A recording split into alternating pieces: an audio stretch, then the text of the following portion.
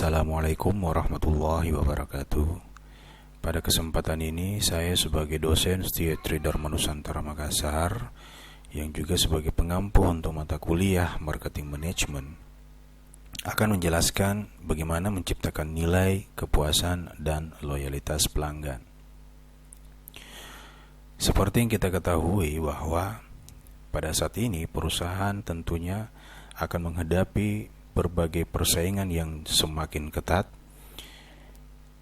Mereka tidak hanya dituntut untuk mampu menciptakan produk yang inovatif, tetapi juga bagaimana mereka harus menjaga loyalitas pelanggan mereka agar tidak beralih ke pesaing.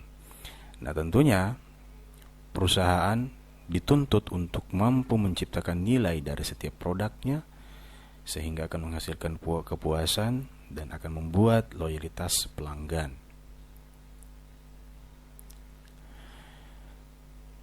Di era saat ini tentunya paradigma mengenai filosofi produk dan penjualan itu sudah beralih kepada filosofi sistem pemasaran. Dan tentunya sistem pemasaran yang akan menentukan bagaimana perusahaan dapat mempertahankan pelanggan, bagaimana perusahaan mampu untuk menciptakan nilai, bagaimana perusahaan mampu memberikan tingkat kepuasan atau satisfaction kepada pelanggannya. Membangun nilai, kepuasan, dan loyalitas pelanggan. Tentunya bahwa menciptakan pelanggan yang loyal itu adalah inti dari setiap bisnis perusahaan.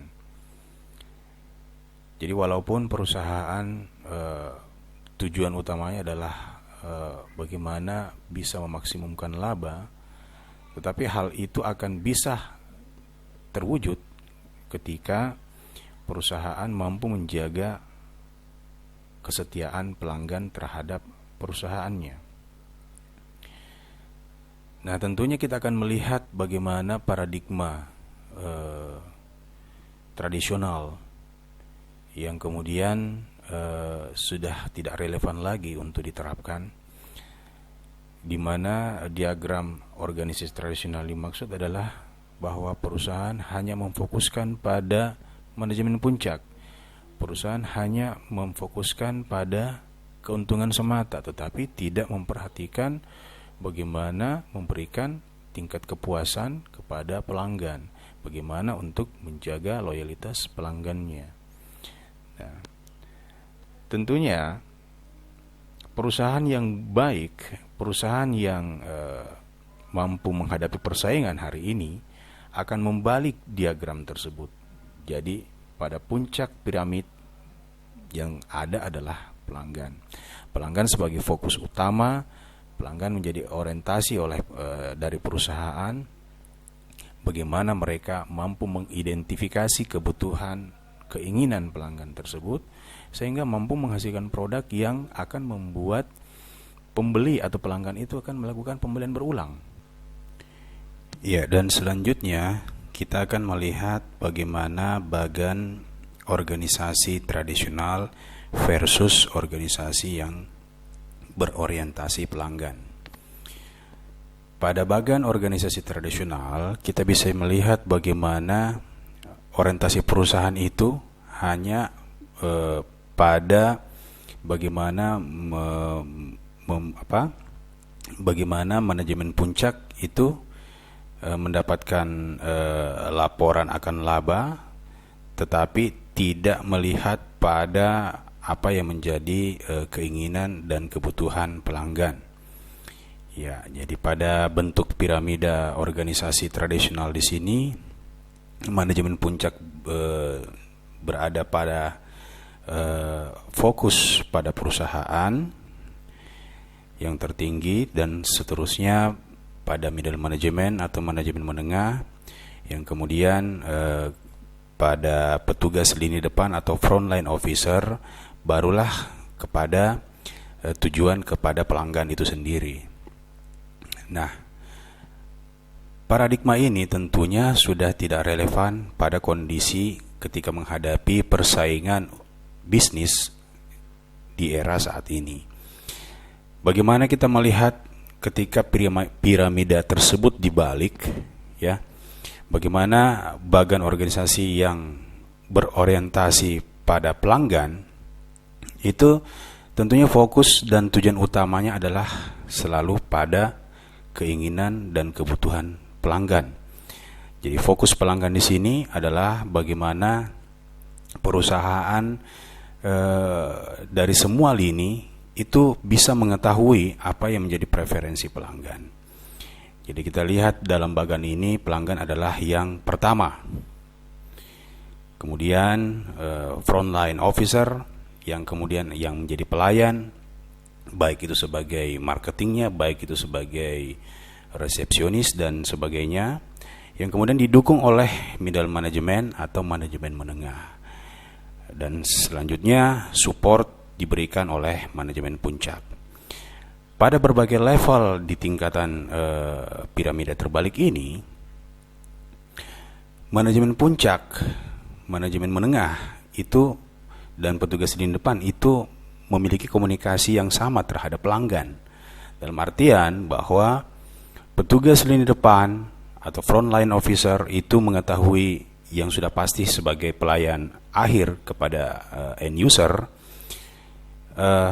Middle management juga secara langsung dapat berkomunikasi dengan pelanggan. Artinya middle management mengetahui apa yang menjadi preferensi pelanggan. Bahkan sampai manajemen puncak yang terbawah pun itu sudah harus peka terhadap apa yang menjadi keinginan ataupun selera daripada pelanggan.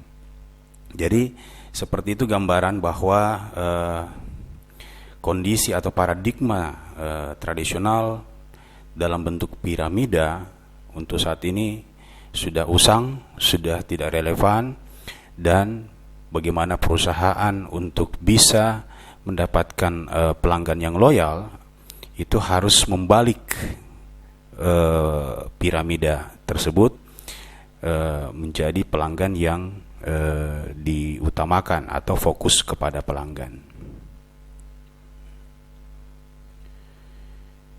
Selanjutnya kita akan berbicara nilai yang dipersepsikan pelanggan. Tentunya kita berbicara nilai bahwa apa yang menjadi manfaat, apa yang menjadi nilai daripada keinginan atau atribut yang diinginkan dari produk tersebut oleh pelanggan itu sangat mudah untuk mereka identifikasi saat ini.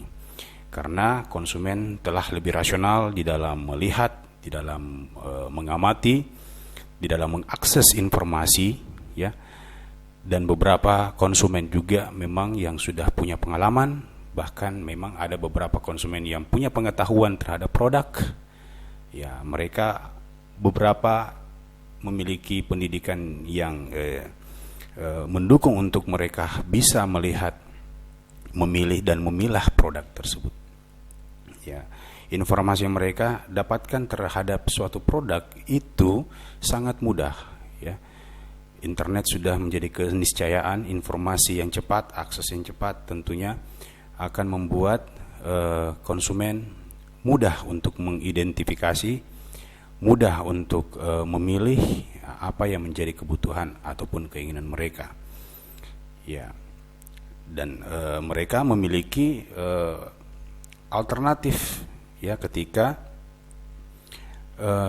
nilai yang atau produk yang mereka harapkan itu tidak sesuai pada satu perusahaan.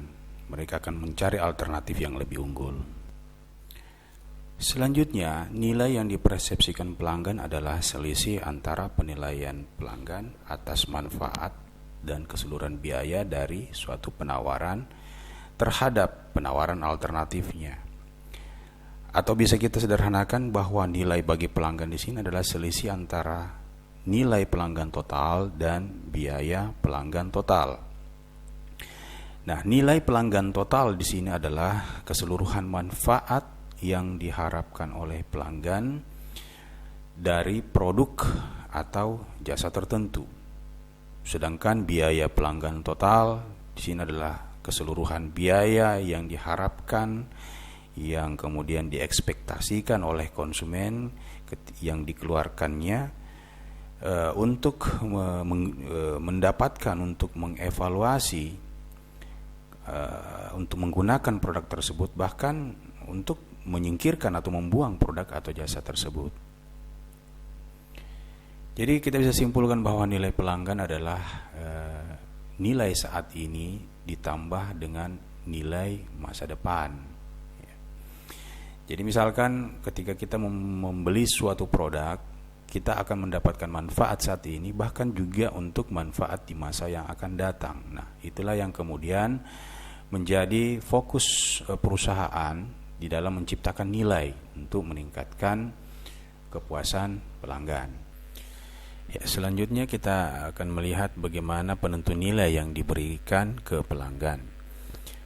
Jadi nilai yang diberikan ke pelanggan seperti penjelasan sebelumnya, nilai adalah selisih antara total customer benefit atau nilai pelanggan total dengan total customer cost atau biaya pelanggan total.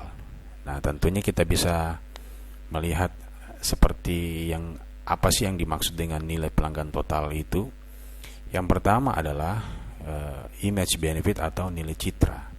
Tentunya nilai di sini bisa dipersepsikan oleh pelanggan itu dimulai dari kesan awalnya atau image daripada suatu produk ataupun jasa yang ditawarkan. Yang kedua adalah nilai karyawan atau personal benefit. Jadi nilai yang menjadi ekspektasi pelanggan adalah bagaimana komunikasi secara personal dari perusahaan yang tentunya akan memberikan pertimbangan tertentu kepada pelanggan di dalam mengambil keputusan sebelum melakukan pembelian. Selanjutnya adalah nilai pelayanan atau service benefit. Nah, di sini adalah nilai yang akan dipersepsikan oleh pelanggan. Artinya jasa yang diberikan pada saat pembelian dan setelah pembelian, misalkan layanan purna jual. Dan kemudian kita melihat nilai produk atau product benefit. Nah, inilah adalah inti daripada apa yang kemudian apa yang menjadi nilai pelanggan terhadap real daripada produk yang kemudian dipersepsikan oleh pelanggan untuk kemudian mereka mengambil keputusan untuk membeli produk itu. Baik dari segi biaya pelanggan total, ada yang namanya biaya mental atau psychological cost. Psychological cost tentunya akan memberikan suatu persepsi kepada pelanggan juga tentang bagaimana secara psikis biaya yang akan dikeluarkan di dalam mendapatkan atau mengevaluasi produk tersebut. Selanjutnya ada yang disebut dengan biaya energi. Biaya energi di sini adalah atau energi cost adalah bagaimana persepsi pelanggan terhadap tenaga yang dikeluarkan yang kemudian dipersepsikan oleh pelanggan. Ada biaya waktu, yaitu time cost. Jadi tentunya itu juga menjadi salah satu persepsi pelanggan di dalam atau sebelum mengambil keputusan. Kemudian ya tentunya biaya moneter, bahwa monetary cost ini yang kemudian menjadi persepsi selanjutnya dari pelanggan sebelum mengambil keputusan di dalam melakukan pembelian. Nah, selanjutnya menerapkan konsep nilai. Seperti yang kita ketahui bahwa tujuan daripada perusahaan ketika ingin memasuki persaingan, yang pertama atau yang utama adalah bagaimana menciptakan nilai kepada pelanggan. Seperti kita tahu bahwa nilai adalah selisih antara manfaat dan biaya yang dikeluarkan oleh pelanggan. Nah, ketika ekspektasi daripada pelanggan sesuai, maka akan menimbulkan tingkat kepuasan. Ya, tingkat kepuasan tentunya akan membuat pelanggan cenderung untuk bertahan di dalam melakukan melakukan pembelian berulang. Nah, ketahanan inilah yang kemudian akan menimbulkan yang namanya loyalitas kepada perusahaan, loyalitas pelanggan. Nah, dampak daripada loyalitas ini adalah tentunya pembelian ulang akan dilakukan oleh pelanggan atau rebuying. Bisa juga dari loyalitas ini pelanggan akan melakukan perekomendasian baik kepada kolega, teman ataupun keluarga. Dan yang ketiga, dengan adanya loyalitas pelanggan, tentunya pelanggan akan meningkatkan proporsi pembelanjaannya. Nah, ini adalah hal positif yang bagaimana perusahaan mampu menerapkan konsep nilai. Seorang manajer akan melakukan langkah-langkah dalam analisis nilai pelanggan yang gunanya adalah untuk mengungkap bagaimana kekuatan dan kelemahan perusahaan terhadap kekuatan dan kelemahan pesaingnya. Nah, langkah-langkah yang akan dilakukan oleh manajer yang pertama adalah bagaimana mengidentifikasi atribut dan manfaat utama yang dinilai pelanggan. Maksudnya adalah seorang manajer akan mencari tahu seperti apa atribut ataupun fitur tambahan yang ada pada produknya yang akan menjadi manfaat utama dan akan dinilai oleh pelanggan. Apakah cukup untuk menjadi persepsi dari ekspektasi pelanggan itu sendiri. Yang kedua adalah menilai arti penting kuantitatif dari atribut dan manfaat yang berbeda.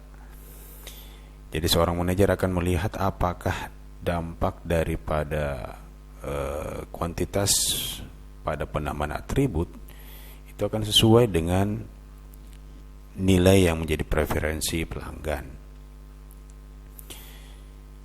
Yang ketiga, menilai kinerja perusahaan dan pesaing berdasarkan nilai pelanggan yang berbeda dan kemudian membandingkan dengan peringkat arti pentingnya. Jadi maksudnya membandingkan, seorang manajer akan membandingkan kinerjanya dengan pesaing, lalu memberikan semacam peringkat dari nilai yang akan kemudian dipersepsikan oleh pelanggan. Yang keempat, mempelajari bagaimana pelanggan pada segmen tertentu menentukan peringkat kinerja perusahaan terhadap pesaing utama tertentu berdasarkan suatu atribut atau manfaat. Dan yang kelima adalah manajer akan mengamati nilai pelanggan sepanjang waktu.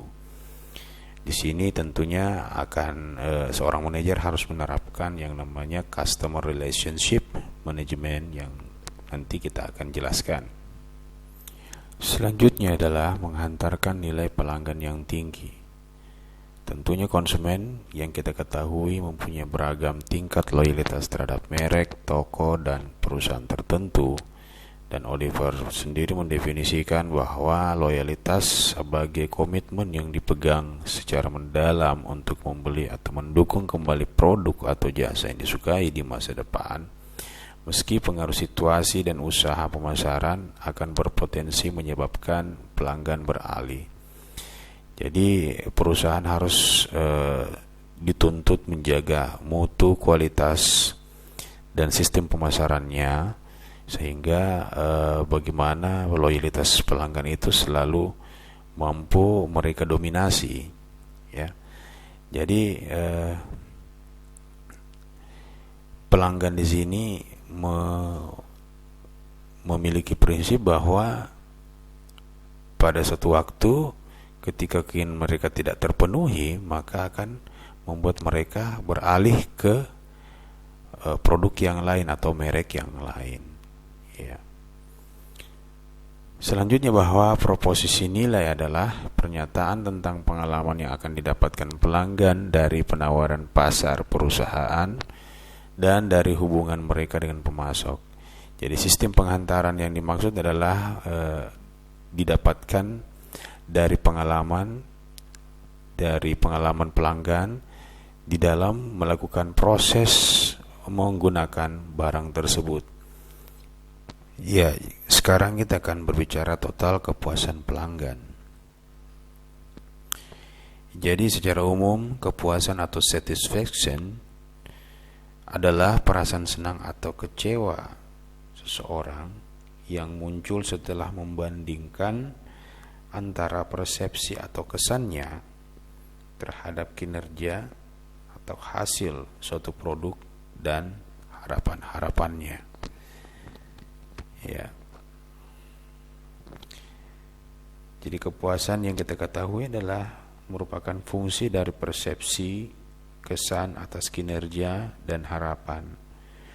Jika kinerja perusahaan atau suatu produk itu berada di bawah harapan, pelanggan akan tidak puas. Jika kinerja memenuhi harapan, maka pelanggan akan puas. Dan jika kinerja melebihi harapan pelanggan, maka pelanggan akan amat puas atau senang. Sehingga perusahaan telah berhasil untuk meningkatkan kepuasan pelanggan. Ya. Berbicara ekspektasi, itu didapatkan atau berasal dari pengalaman pembelian masa lalu.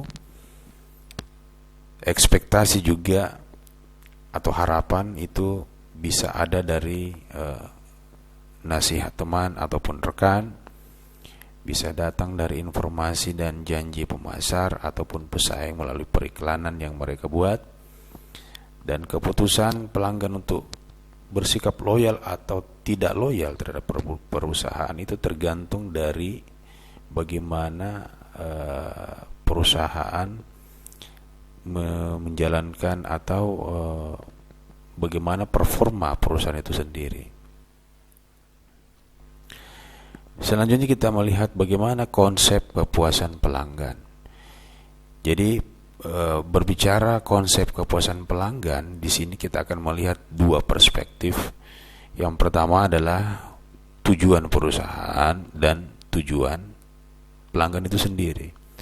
Yang kita tahu bahwa tujuan perusahaan bagaimana mereka akan berusaha untuk memaksimumkan laba, menghasilkan produk, dan untuk konsumen, untuk pelanggan tentunya mereka bagaimana dapat memenuhi kebutuhan dan keinginan mereka, ya, yang tentunya akan disesuaikan dengan harapan terhadap produk itu sendiri. Nah, tujuan perusahaan tentunya adalah menciptakan produk. Bagaimana produk itu akan memberikan nilai bagi pelanggan, dan jika berhasil memberikan nilai kepada pelanggan, akan perusahaan akan mendapatkan tujuan akhir, yaitu meningkatkan kepuasan pelanggan. Sedangkan untuk pelanggan sendiri adalah bagaimana kebutuhan keinginan mereka itu sesuai dengan harapan dari produk yang ditawarkan oleh perusahaan. Nah, ketika harapan itu tercapai atau sesuai dengan ekspektasi mereka, maka tingkat kepuasan pelanggan akan diraihnya. Mengamati kepuasan pelanggan. Jadi salah satu kunci untuk mempertahankan pelanggan adalah bagaimana perusahaan mampu untuk meningkatkan kepuasan pelanggan itu. Ya, perusahaan tentunya akan berusaha untuk mengamati sejauh mana kepuasan pelanggan dengan melakukan pengukuran kepuasan secara teratur. Ya, dan sebagaimana kita ketahui ada beberapa teknik mengukur kepuasan pelanggan. Yang pertama dengan survei berkala, di mana produk yang telah atau yang ditawarkan oleh perusahaan akan bisa kemudian kita nilai dari persepsi pelanggan terhadap produk yang didapatkannya. Yang kedua adalah dengan membuka hotline untuk memberi kesempatan keluhan pelanggan, yang tentunya perusahaan juga akan bisa merespon segera apa yang menjadi keluhan-keluhan dari pelanggan tersebut. Dan ketiga adalah pembeli misterius. Jadi perusahaan bisa kemudian membayar atau menyewa seseorang untuk melakukan pengamatan secara langsung di lapangan bagaimana kinerja perusahaan, kinerja personel daripada perusahaan, apakah pelayanannya sudah sesuai dengan kriteria yang telah atau SOP yang telah ditetapkan oleh perusahaan atau tidak. Dan yang keempat adalah bagaimana melihat tingkat kehilangan pelanggan. Bagaimana melihat pelanggan yang turnover dengan cara melakukan menghubungi kembali pelanggan tersebut untuk menanyakan alasan mereka untuk tidak lagi menggunakan produk yang kita tawarkan. Nah, tentunya pelanggan yang sangat puas, tetap setia untuk waktu yang lebih lama, akan membeli kembali dan bahkan memperkenalkan produk yang kita miliki ini kepada orang lain, ya. Dan ketika perusahaan memiliki produk baru atau memperbaharui produk lama, tentunya pelanggan juga akan dengan antusias akan melakukan rebuying, karena mereka telah memiliki rasa kepercayaan kepada produk atau perusahaan yang kita miliki. Ya, bahkan pelanggan pun tidak akan terlalu memperhatikan sensitivitas harga ketika mereka telah mendapatkan loyalitasnya kepada produk tersebut. Bahkan justru akan membantu untuk membicarakan hal-hal baik tentang perusahaan atau produk itu terhadap orang lain, ya. Mengembangkan hubungan pelanggan.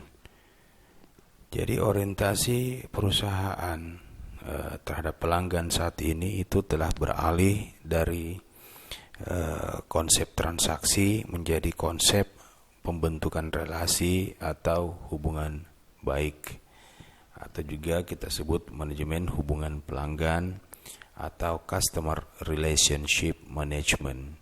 Dan tentunya bagaimana caranya untuk membangun hubungan itu adalah dengan mengelola informasi yang secara rinci terhadap atau tentang pelanggan pada semua titik kontak. Titik kontak yang dimaksud di sini adalah semua kejadian di mana pelanggan menghadapi merek dan produk dari pengalaman aktual, komunikasi pribadi, atau massal, hingga hanya sebatas observasi biasa. Manajemen hubungan pelanggan tentunya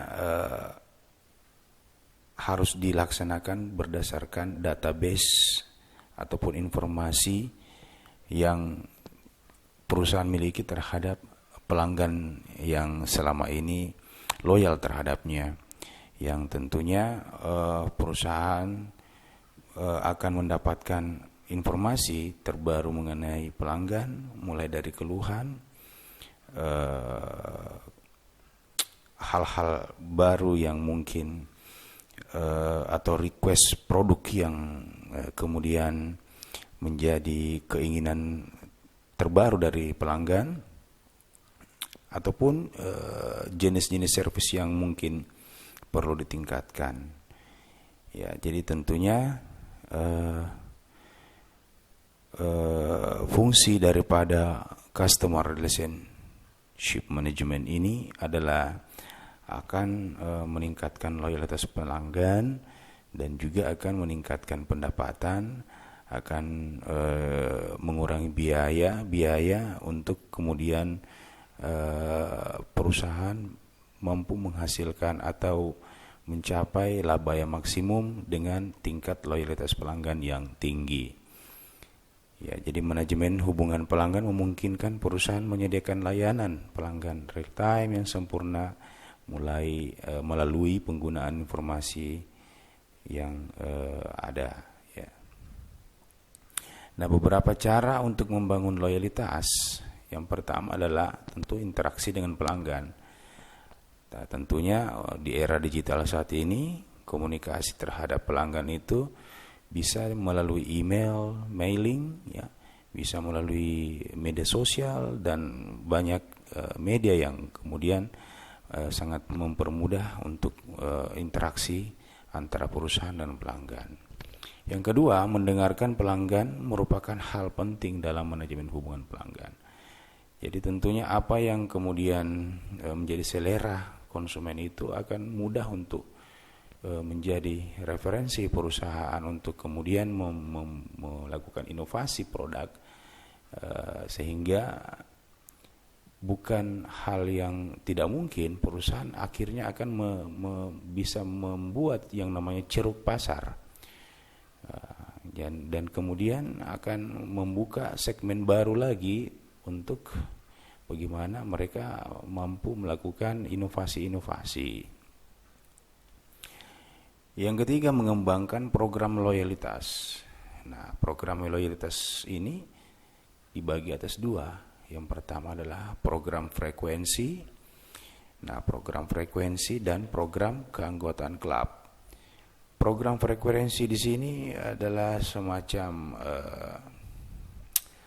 pemberian reward kepada customer yang loyal, ya, reward kepada pembelian yang berulang-ulang ataupun kepada pelanggan yang pembeliannya banyak. Ya, misalkan untuk penumpang pesawat, misalkan ketika menggunakan jasa satu maskapai yang sesering mungkin, tentunya akan mendapatkan tiket pesawat gratis misalkan, atau user hotel, ya, bisa mendapatkan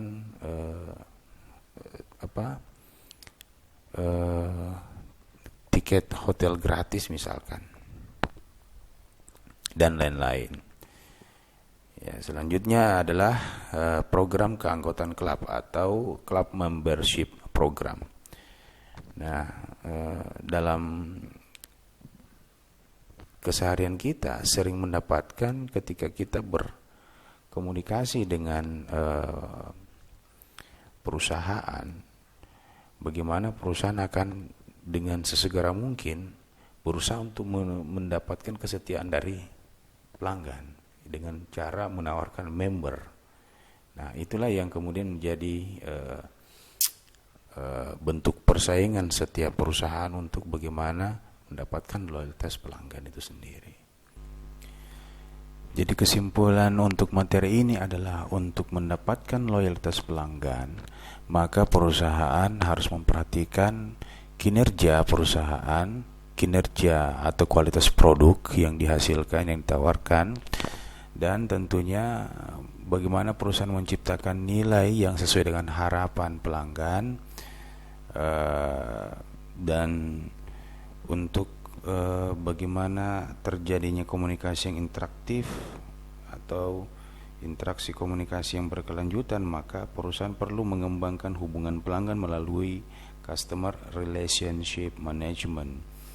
Nah, ketika semua bisa dicapai, tentunya akan menghasilkan kepuasan bagi pelanggan, dan kepuasan pelanggan tentunya akan memberikan reward kepada perusahaan berupa laba yang tinggi.